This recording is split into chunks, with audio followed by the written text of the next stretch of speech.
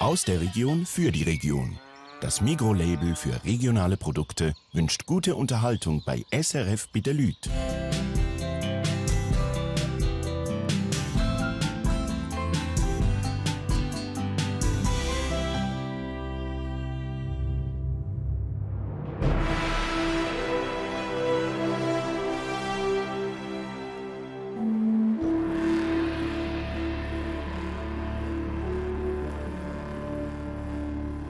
Die Schweiz. Das ist das Land der Berge, der Seen, der Flüsse, der Wälder und der Täler. Die Schweiz, das ist das Land mit den unglaublichsten Landschaften auf kleinstem Raum. Und auch wenn wir das Gefühl haben, wir kennen schon alles, die Schweiz ist das Land der unbekannten und vergessenen Flecken. Heute bin ich im Glarnerland unterwegs. Ich gehe hoch auf einen Hausberg, den Glärnisch, bis zum Vrenelis Gärtli. Aber auch tiefe Berge hinein. Ich erkunde ein gigantisches Schieferbergwerk. Und am Klöntaler See schaue ich, ob die Fische mit Hip-Hop besser beißen. Und ich da am Fischen, habe da meinen Maden dran und hoffe, dass ein Fisch kommt und denke, da muss ich hingehen. Das ist SRF bei den Leuten Wunderland.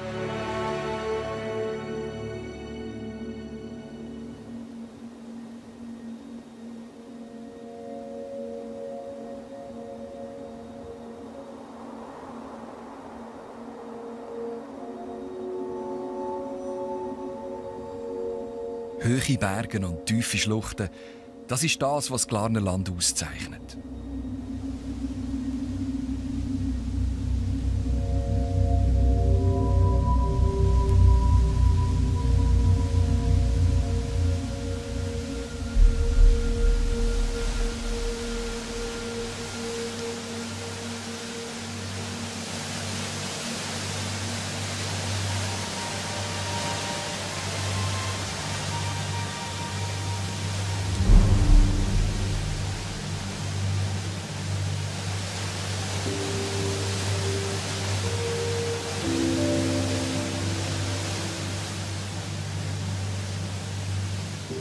Das ist der Bergli Stüber.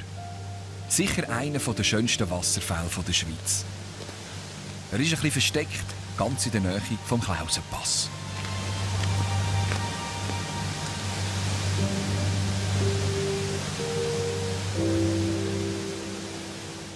Immer dann, wenn der Schnee schmilzt und sich Bäche ins Tal abstürzen, sind auch wir wieder zurück mit dem Wunderland. Es ist Frühling. Grüezi miteinander, liebe Zuschauerinnen und Zuschauer. Herzlich willkommen zu der ersten von insgesamt 9 Wunderland-Sendungen. Wenn Sie Lust haben, können Sie mit mir zusammen das eine oder andere kleine Paradies in unserem wunderbaren Land entdecken. Es mag schon recht warm, aber trotzdem, wir gehen in dieser Sendung noch einmal zurück in Schnee, in tiefe Winter. Und hoch auf den Berg rauf wollte ich. Den Glärnisch-Gletscher überqueren bis zum Vrenelis Gärtli. Das ist auf über 2900 Meter über Meer. Das ist aber noch nicht alles. Wenn das Wetter gut ist und auch der Wind stimmt, dann gumpe ich über eine steile Felswand raus. Allerdings lege ich zuerst noch den Gleitschirm an. Puh, das ist also eine rechte Herausforderung, das dann gegen das Ende dieser Sendung. Jetzt zeige ich Ihnen das erste Mal, wo wir überhaupt sind, hier im Kanton Glarus. Der Kanton Glarus liegt in der Ostschweiz. Der Hauptort heisst gleich wie der Kanton, eben Glarus. Prägnant sind die 3 Haupttäler. Das Klöntal im Westen, das Sernftal im Osten und in der Mitte das breite Linntal, das auch am längsten ist. Im Norden schliesst der Wallensee das Glarnerland ab. Gerade unterhalb vom Tödi, am südlichsten Zipfel vom Glarnerland, bin ich gestartet. Dann laufe ich am Linntal entlang und darauf zum Oberblegisee und suche die ersten Frühlingsblümchen. Wieder durchab gehe ich auf die andere Talseite ins Berggasthaus Tannenberg. Dort wartet eine junge, extravagante Köchin, die mir den Glarnerzieger schmackhaft machen will.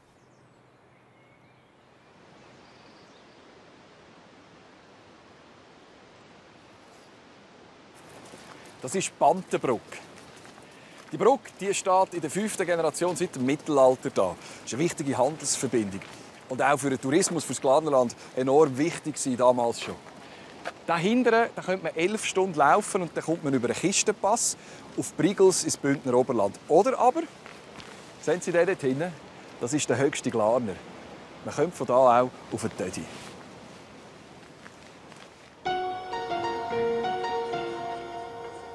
Majestätisch überragt der rund 3600 Meter hohe Berg das ganze Glarnerland. Auf dem Tödi verläuft die Grenze zwischen Graubünden und Glarus.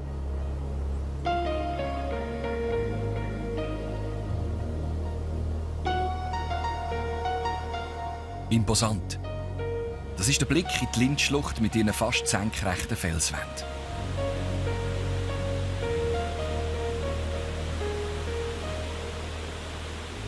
Die Lind fliesst Richtung Norden. Und auch mein Weg führt mich nordwärts auf den Brunnenberg. Der Brunnenberg liegt oberhalb von Luchsingen.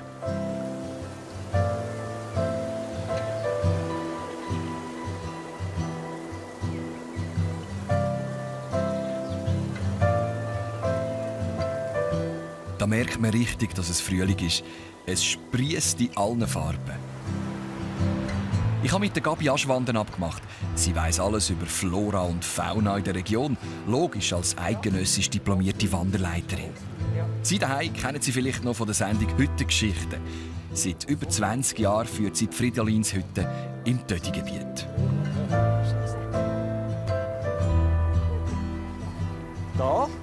Du da und ich da.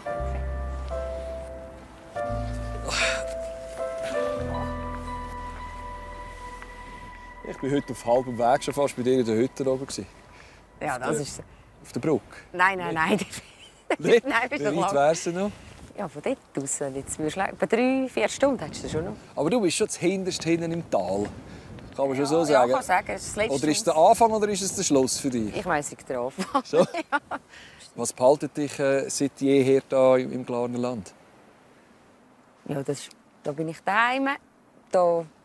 Mir fehlt da nichts. Ich habe alles, was ich brauche. Und es zieht mich gar nicht gross weit weg. Ich bin am liebsten da hinten. Man kennt das, es ist wie eine grosse Stube. Und wenn der Berge zusagen und du gerne Berge hast, dann bist du am rechten Ort. Du musst nicht weit Zeltbein hocken, kannst zur Tür raus und gehst raus. Hast du das als Mädchen schon gehabt, das Berglerherz? Ja. Also der Vater hat gesagt, das Kind sei Mischpfuhl im Kugelrund. Aber vielleicht musste ich dort meine Muskeln schonen, wer weiß. Ist das so? Der Vater hat gesagt, du hast keine Erinnerungen an dich noch früher? Nicht so. Also ich kann mich erinnern, dass er einmal aufgetragen hat auf die Alp. Also mag mich erinnern, aber sonst, ja. Wir hatten kein Auto gehabt. Wir sind ein bisschen laufen am Sonntag, aber am Samstag haben wir Küngel rausgemischt. Also wir waren nicht so aktiv. Also, vielleicht früher auch nicht so gemacht, oder? Ja, man hat auch nicht gewusst, dass es da Essen zu Hütten gibt und so. Das haben wir irgendwie, das haben wir im Rand irgendwie mitbekommen. Wir haben viel gearbeitet am Samstag, wie es so normal war früher. Komm, wir gehen ein bisschen weiter. Ja.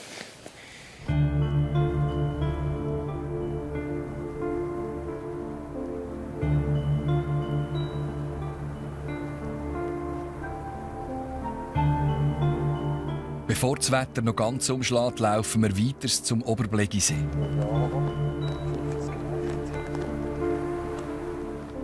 Nur gerade 200 Höhenmeter weiter oben von dort, wo vorher Blümchen geblüht haben, sieht alles noch ganz anders aus. Der Oberblegisee ist noch unter der Schneedecke.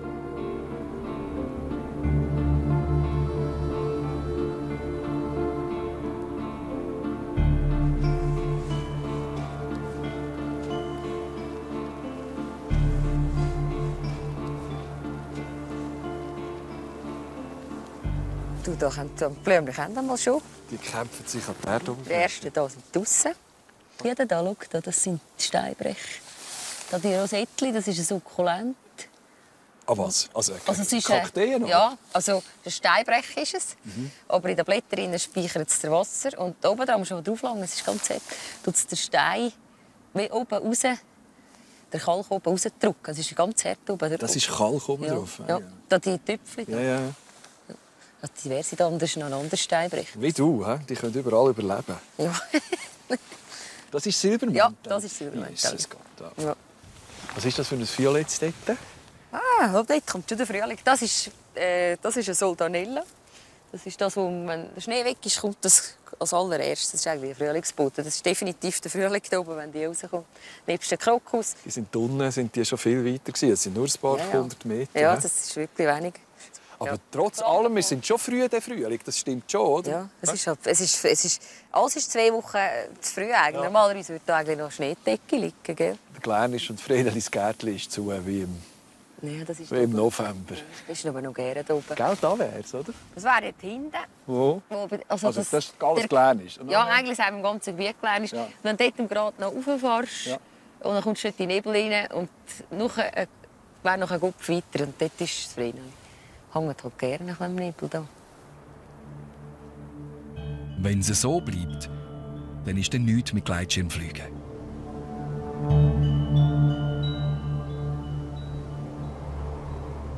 Jetzt geht mein Weg aber zuerst mal wieder zurück, runter ins Lintal. Das Glarnerland ist kein typisches Landwirtschaftsgebiet, sondern eine der ersten Gegenden in der Schweiz, wo es schon früh viel Industrie hatte.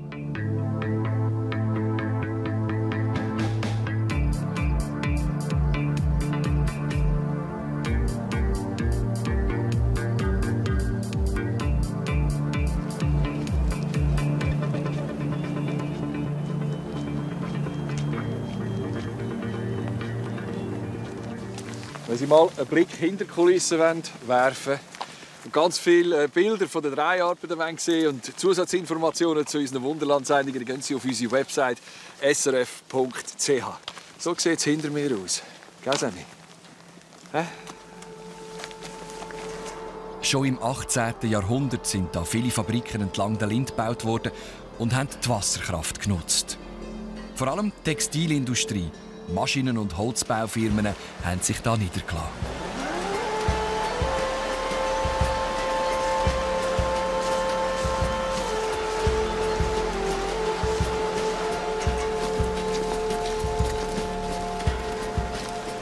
Ich habe langsam aber sicher Hunger. Dort oben wartet Heidi auf mich. Die Heidi Christoffel, das ist die Wirtin vom Berggasthaus Dannenberg oberhalb von Hasle. Sie ist gerade mal 25, hat die Haute Cuisine gelernt und kocht jetzt ganz eigenwillig.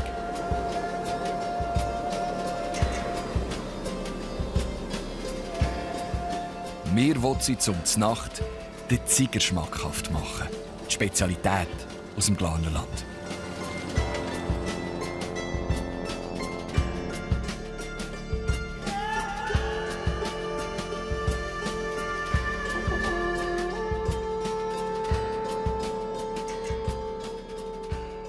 Wie lange bist du schon da? Seit dem letzten September. Das heisst, das Zeug ist alles noch frisch. Ja, ziemlich. Nein, also wir machen jetzt zuerst einen Salat. Da du ja Hunger hast wahrscheinlich. Mit diesen Kräutchen. Das ist alles, was ein bisschen für uns am Haus wachsen. Machen wir einen Frühlingssalat mit ein bisschen Melonen, Radiesli und frischen Nägelfilet. Sehr gut. Sie sieht total unscheinbar aus, ist aber einfach eine Köchin von Weltformat. Du kochst so 22 im Jahr-Punkt. Ja, mindestens. Nein, wo ist die Grenze dort? Bei 19 oder bei 20? Ja, genau, ja.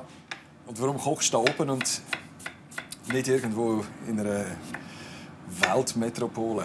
Ja, es ist halt einfach speziell da oben. Halt die Leute, die Umgebung, die Aussicht. Schön ist da brauchst du Improvisation. Du musst ein bisschen Finger zum Wachsen, dass du irgendwo herkommst. Aber ja. Und kann ich dir etwas helfen? Ja, du darfst gerne Spargel schälen, wenn es leid ist, die wir nachher brauchen. Aber das Gastrogewerbe, das ist ja brutal, oder?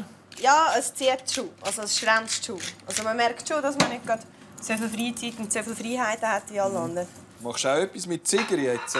Ja, genau. Den Hauptgang machen wir dann mit einer Zigerkruste. Es gibt ein Glarner Kalbsteig mit einer Zigerkruste.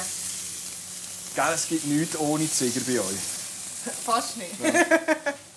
Ziger kannst du natürlich vielseitig brauchen. Ziger kannst du brauchen wie ein Gewürz. Ja. Wichtig ist einfach, dass du nie zu viel brauchst. Weil man sollte alle anderen Geschmäcker auch noch merken, nicht nur der Ziger alleine.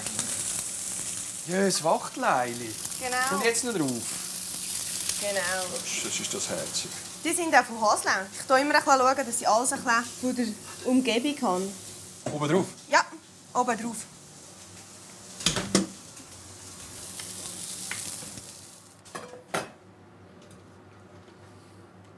So, Dali. Die Vorspeise, die hätten wir. Neben den Spargeln und dem Kalbsteak gibt es ein Mascarpone-Risotto.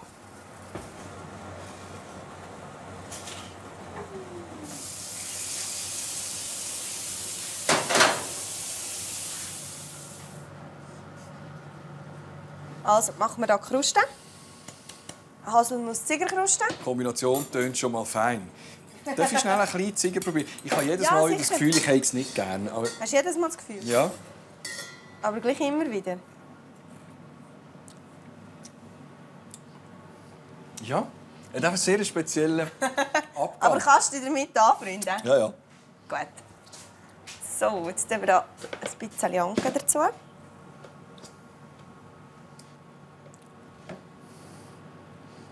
Das kommt nachher oben drauf auf das Steak. Ja, genau. Und dann tust du es überbacken. Ja, Und dann gibt es so eine Ziegerkruste. eine Ziegerkruste.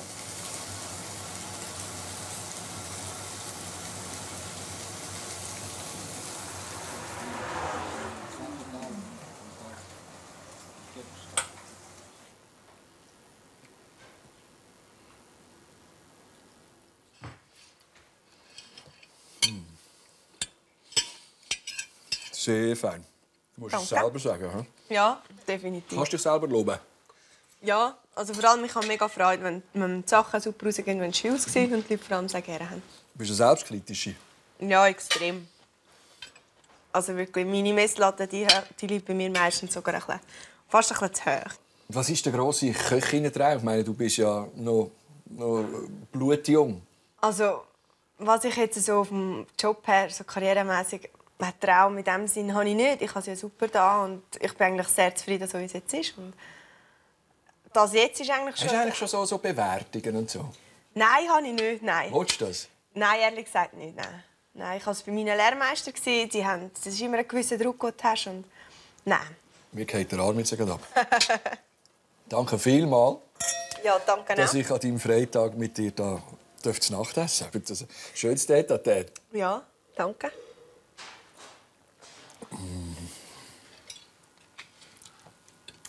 Für ein Dessert haben wir keinen Platz mehr gehabt. Und so geht es weiter am nächsten Tag. Tief im Berg innen im Landesplattenberg oberhalb von Engi starte ich. Weiter geht's Särmtal wieder durchab, an Glarus vorbei, Richtung Klöntaler See. Dort habe ich mit dem Bandit, einem Glarner Rapper, zum Fischen abgemacht.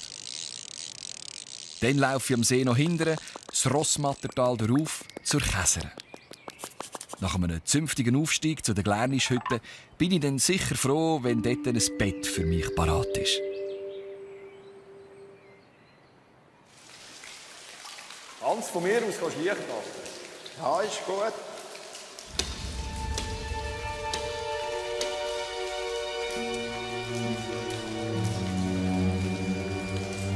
Es ist wie in einer gigantischen Felsenkathedrale aus schwarzem Stein.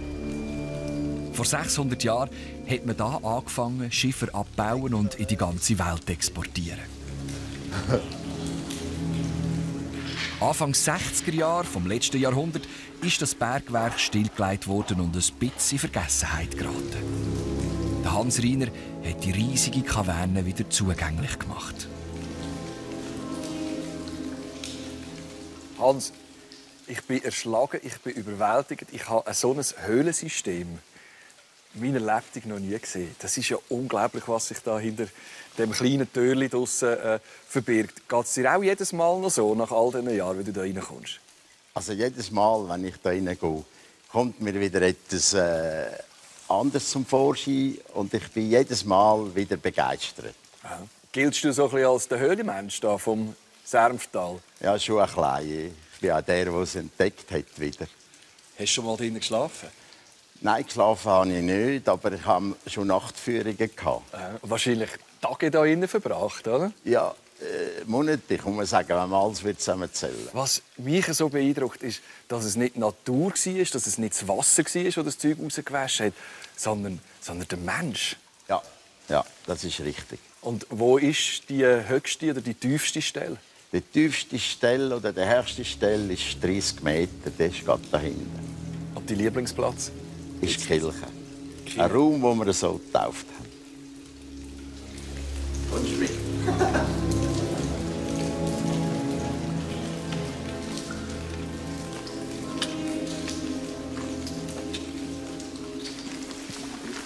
Hunderte von Metern gehen die Kreuzgänge tief durch den Fels.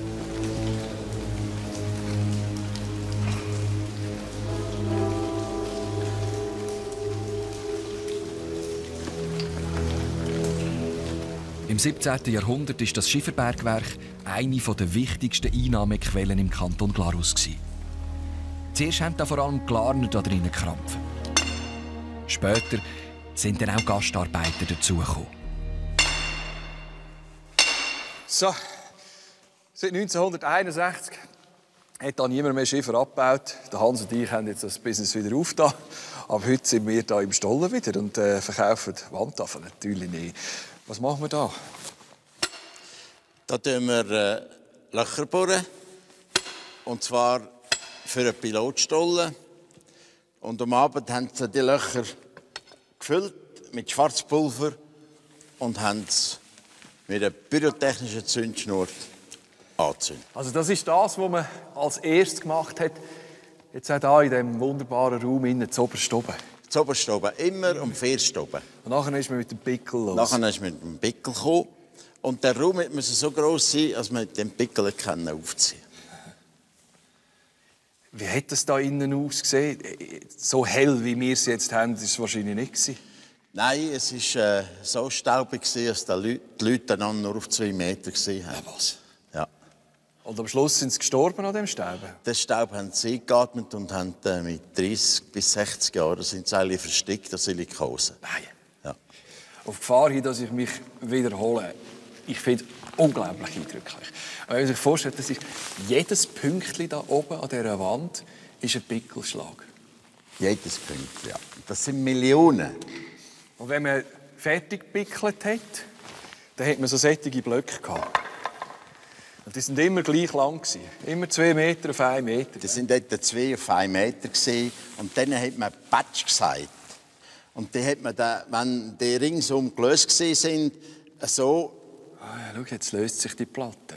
So abgelöst und hat es dann auf einen Rollwagen geladen. Von Hand?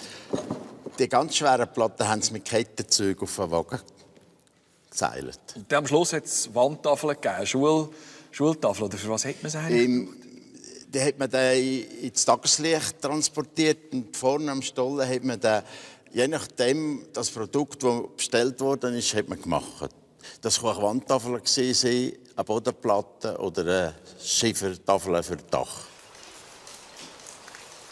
So harte Knochenarbeit, das kann man sich heute fast nicht mehr vorstellen.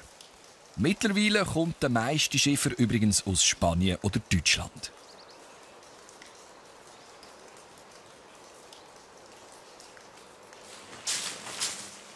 Oh, tut gut. Ja, weisst du wie? So siehst du aus dem Tag. Hübsch, hä? Ja, ja. Herzlichen Dank für alles, Hans.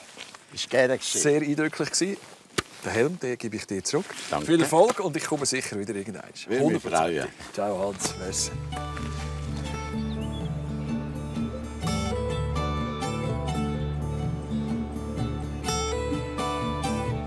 Ich gehe weiter, Glarus oder wie die Einheimischen sagen, Glaris, lasse ich links liegen und laufe Richtung Klöntal darauf.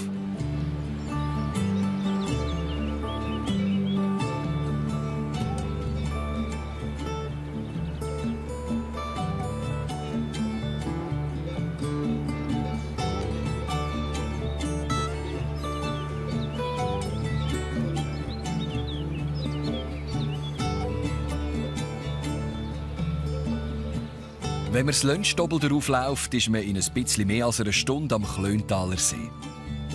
Und idyllisch ist es da gerade auch noch.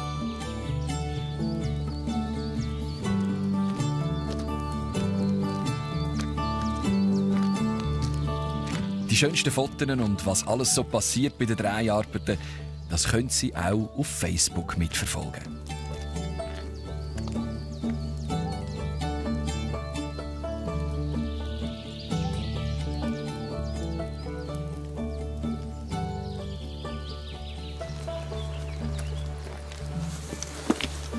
Ich glaube, heute einer der einzigen, der ins Klöntal raufgeht. Es sieht ein bisschen anders aus im Hochsommer. Da geht alles dort rauf. Und die Klöntaler See schwimmen oder drauf böteln. Ich brauche aber die Ruhe heute, weil ich fischen will. Zusammen mit dem Paddy Mitidieri habe ich hier oben abgemacht.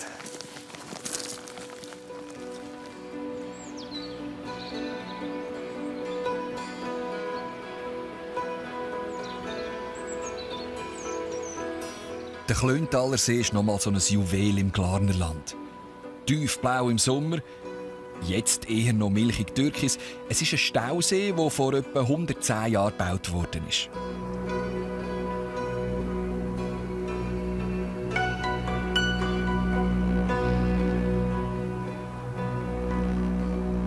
Viel Wasser hat es ja noch nicht. Umso besser, dann haben die Fische weniger Platz und beißen vielleicht besser.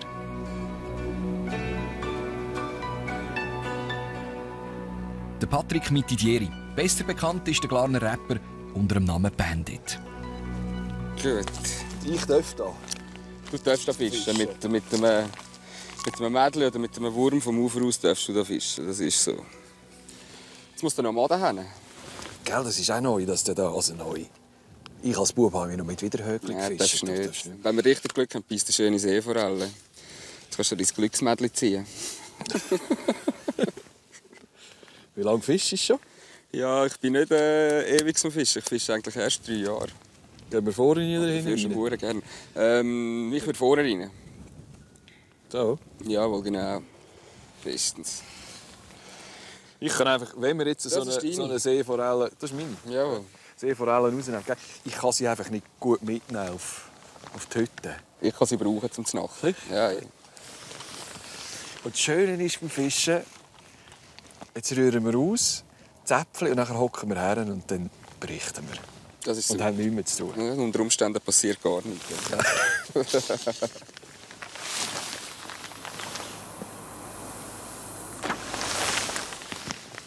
Sitzt. Ist gut. Sitzt.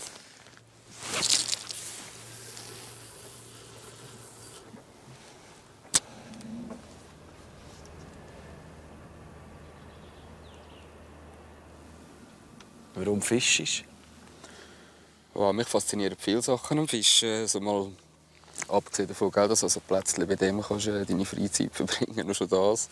Aber auch das Fischen selber hat viele Aspekte, die mich faszinieren. Sei es das Gerät zusammenstellen und je nachdem, wo du fischst, musst du wieder ganz andere Montage machen oder auf welchen Fisch das willst du fangen. Es ist eine rechte Wissenschaft und ich finde das alles recht interessant. Und natürlich das Klischee, gell, es ist erholsam, gell? Kannst nichts sagen. Es ist jetzt nur mal so. Das brauchst denn du? Ja, ich habe das gerne. Das ist tatsächlich so. Ja, Das Erholsamen auch? ja definitiv. Hast du ein stressiges Leben? Relativ. Ich bin halt so wegen dem Musikdings halt an der Wochenende viel irgendwo und Konzert oder auflegen und wird spät und laut und viele Leute und dann ist das schon, brauche ich eigentlich schon dann so. Deine Herkunft, jetzt abgesehen davon, dass der Vater aus Süditalien ist, aber deine Herkunft, Glarnerland, spielt eine grosse Rolle. Ich habe die Musik angehört und deine Texte gelesen und dann kommt das Glarnerland schon immer wieder vor. Ja, das ist definitiv so. Also eben, gell, ich bin hier geboren und ich denke, ich bin ein Landkind. Also, und ich bin mit diesen Sachen aufgewachsen und das prägt definitiv. Also ich denke, man ist automatisch anders drauf, als wenn man jetzt in der Stadt aufwachst. Und ja, wie gesagt, ich hänge schon am Glarnerland, das ist definitiv so. Ich wohne schon seit eh und je da und Bleibst du da? ja, ich fühle mich da daheim, das ist schon so. Bist du schon mal da oben? Da? Ja, ganz oben neu. Und auf dem Feen? Ja, jetzt sind wir gewesen. Wir schauen mal, wie weit wir kommen morgen. Okay. Wie gehen deine Texte? Kannst du etwas rezitieren? Bei mir daheim Türen auf, Nudeln kochen, Zug und Brot im Topf. Und in der Stube chillt Spudi, Wedi, Chabi, hören Tuni, Bobby. Und schaue einmal zur Nacht voraus auf in die Sterne, höre entfernt den Wind pfeifen durch die Berge. Und die Jungs pfeifen aus den Mädels nach und lärmen im Pub vor meiner Straße, warme Sommerabend. Yeah. So etwa. Cool. Und die gibt es alle, die du jetzt hier aufgezählt Ja, hast, die Jungs? das sind meine Freunde. Deine Hut. Meine Hut. Da bin ich die Hei, da bin ich die Hei. Da wo ich die Augen aufmachen am Morgen, jeden Tag. Da bei mir, wo ich wohne. Und all die Orte, die ich kenne von du. Rund um mich alles so lieblich vertraut. Und in der Nacht über mir der Mond und Sterne klar. Da bei mir, wo ich wohne. Und nie nicht sonst schlägt mein Herz so ruhig.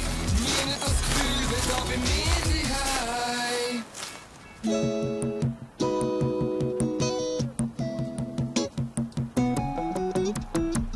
Ich werde schon erwartet. Vom Röbi Muckli, mit dem wollte ich vom Vrenelis Gärtli mit dem Tandem-Gleitschirm oben runterfliegen.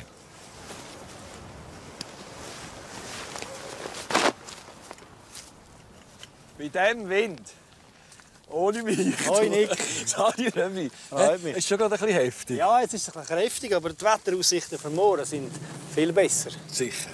Aber so knapp landen kennt man noch. Ist das so typisch für die Jahreszeit? Es kann typisch sein. Jetzt haben wir ein bisschen Beisen, Ja. relativ kräftig. Du merkst es ist kalt, es bläst da hinten.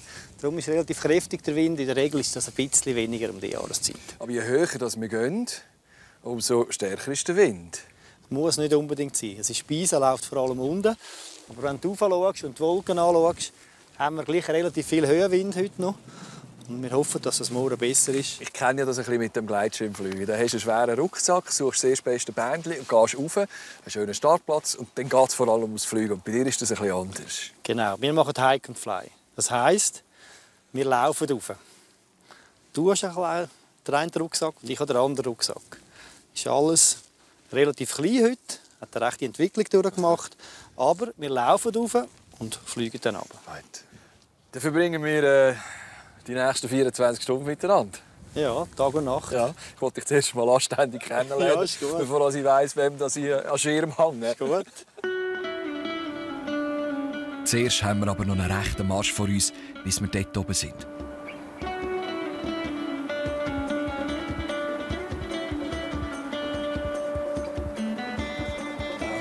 Für heute ist es nur einmal das Rossmattertal hindern und dann steil darauf bis zu der Glärnisch-Hütte. Das sind gute 1100 Höhenmeter.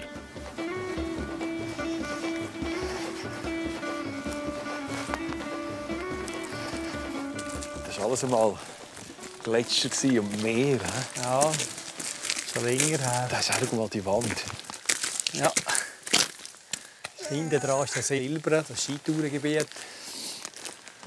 Dann kommst du schon fast richtig Mutital nachher. Ja, irgendwann, ja. Irgendwann. Ja, und irgendwann kommst du nach Rom. Alle Wege führen nach Rom.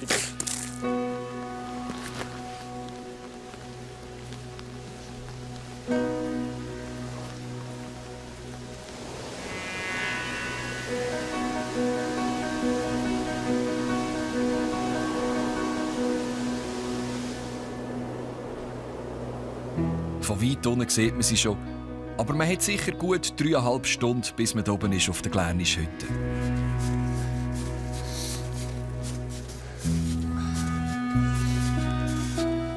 Eine alte Skispur. Ja. Und der faule Schnee geht ein bisschen bei. Hast du auch langsam Hunger, Nick? Hä? Ja.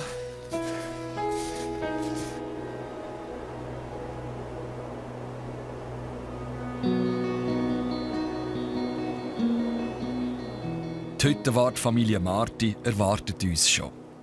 Sie haben extra für uns aufgemacht. Eigentlich läuft der Betrieb erst ab Juni. Hoi, hoi! Juhu! Hallo! Hallo! Hallo! Sali Martina. Martina! Hoi. Hey, Grosse. Sali Cyril. Du bist aber nicht alleine hier raufgelaufen. Doch. Nein. Ehrlich? Wirklich? Hoi Cyril! Wow. Der neue Hüttenwart. Danke vielmals für das Empfangskomitee. Ich gehe schwer davon aus, dass ihr das immer so macht. Natürlich.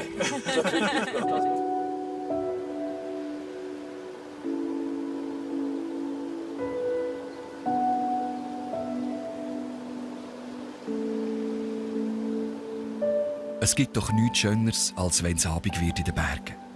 Auf alle Fälle geht es mir jedes Mal so.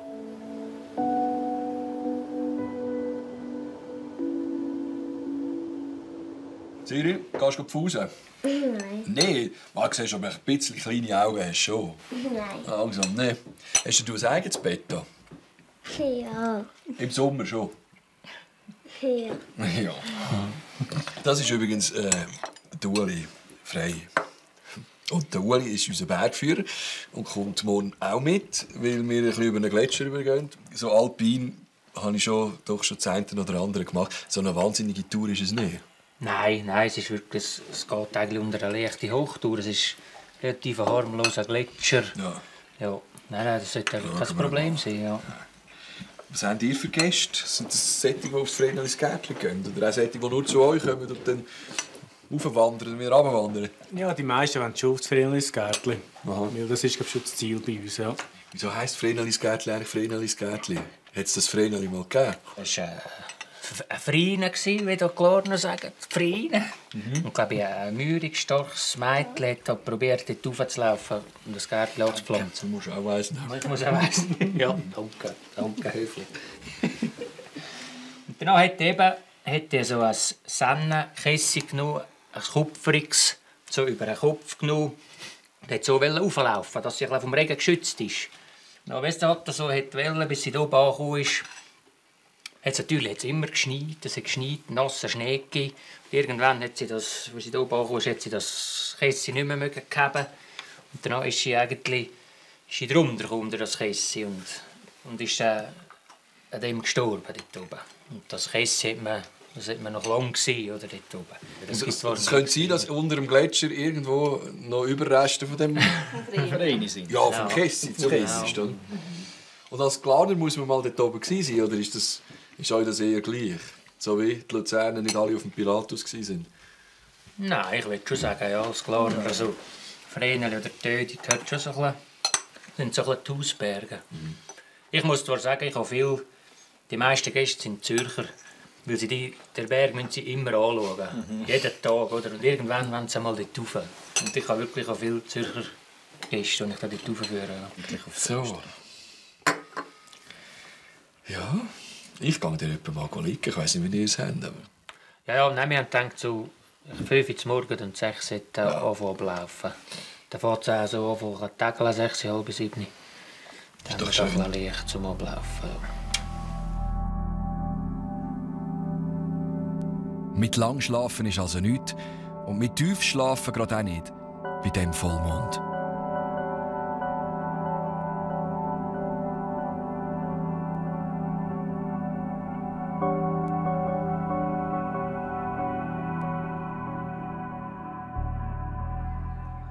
Am 3. und letzten Tag meiner Wunderlandreise starte ich ganz früh am Morgen bei der Glärnisch-Hütte. Überqueren den Gletscher bis zum Vrenelis Gärtli. Und wenn das Wetter hebt und der Wind gut meint mit uns, dann muss ich nicht mehr runterlaufen, sondern fliegen per Tandem-Gleitschirm zurück runter ins Tal.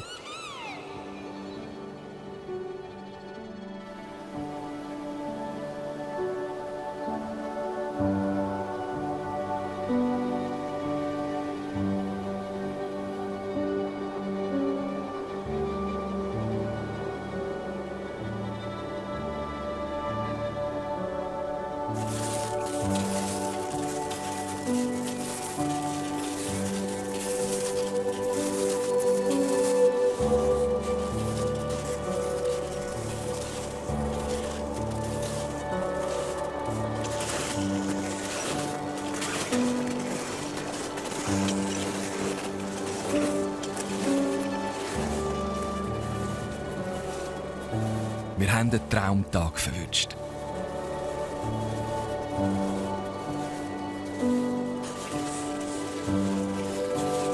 Schön, hä?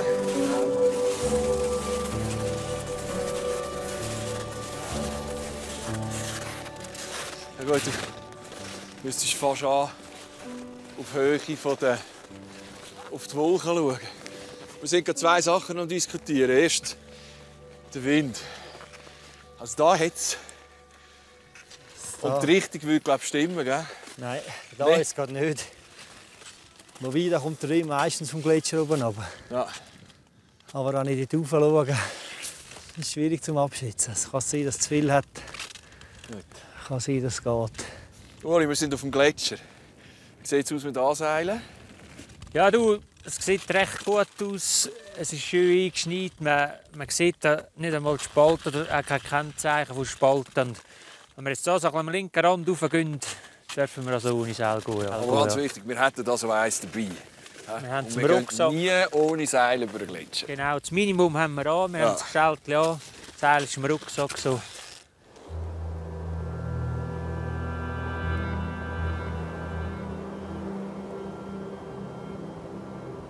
Für uns sind es jetzt noch etwa 300 Höhenmeter. Bald haben wir es geschafft.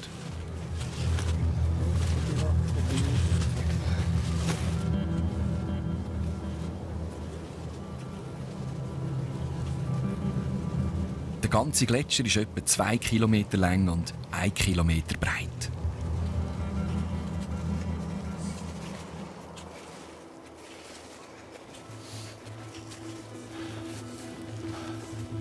Ja, schau mal. Das ist jetzt Freen. Schön! Gratuliere. Dein Teil kommt ja noch. Ja. Uli, danke vielmals. Oli, danke vielmals. Super gewesen. Du, es ist windstill. Packen Freund wir aus. Gottes. Meinst Wir haben den Wind ein bisschen vom Vrenalis Gärtli her. Das heisst, wir können sicher nicht auf dem Vrenalis Gärtli starten. du? Also bringt es ja nichts, wenn wir nicht Nein, übergehen. das nützt nichts. Und das wäre einfach das Schneefeld, das man sieht von der Zürcher, vom Seebeck Genau. aus. He? Genau. Und das Loch raus. Das Die Wand. Das ist eigentlich das Kalttal. Ja, das ist der Kalt. Ja. Ja, und dann ziehen wir ihn hier um links und dann alles über den See hinter. Ja. Bis in die Thurau. Ja, dann machen wir nicht mehr lange Federlesis, oder? Bist du bereit? Ja. Also. Nein, das ist perfekt. He? Kein Knopf drin. Und wir den wieder schön ab. Gell, es gilt ernst. Ja, jetzt gibt es ziemlich Ich glaube es im Fall fast nicht. Ich habe in diesem Wunderland und auch über Stock und Stein früher, weißt, seit 7 Jahren gell, sind wir unterwegs, Okay. x-mal probiert zu fliegen. Und es hat noch nie geklappt. Ehrlich? Ja. Wir haben dann schon auf Mengenhocker raufgeschleicht. Wir sind noch nicht in der Luft, Nick. Und wieder runter. Ja, aber so weit sind wir noch gar nie gewesen. Du hast jetzt Gerade verkehrt. Nein, du hast jetzt nur 2 Schnallen. Aber das ist über das Kreuz gesichert. he? Da hängen wir rein. Ja, das ist mir also ein bisschen mulmig. Ist mir. Ja, das ist normal. Ich bin am Schluss an diesen 2 Du hängst an diesen 2 Karabinern. und ausgelastet für wie viel Gewicht? Die sind 2 Tonnen. Du kannst also noch etwas rein. Und dann kein Knöpfe in der Leine, der Schirm ist oben, Vollgas, richtig Abgrund. Ja, die Arme zwischendurch. Oh mein Gott! Wir sind in der Luft! Sie können sich das fast nicht vorstellen. Also, es ist ein unglaubliches Gefühl. Es geht einfach 2000 Meter das Loch ab. Der Wind bläst einem auf die Ohren.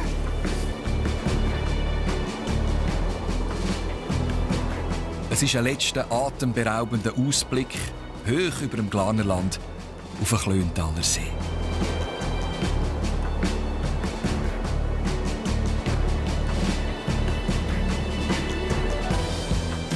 Wir machen uns langsam für die Landung bereit. Ich bedanke mich ganz herzlich fürs Zuschauen. Wir sehen uns hoffentlich nächste Woche wieder. Dann sind wir im nächsten Wunderland unterwegs. Sind wir ganz im Nordosten der Schweiz. Schönen Abend, schönes Wochenende. Tschüss. Ciao.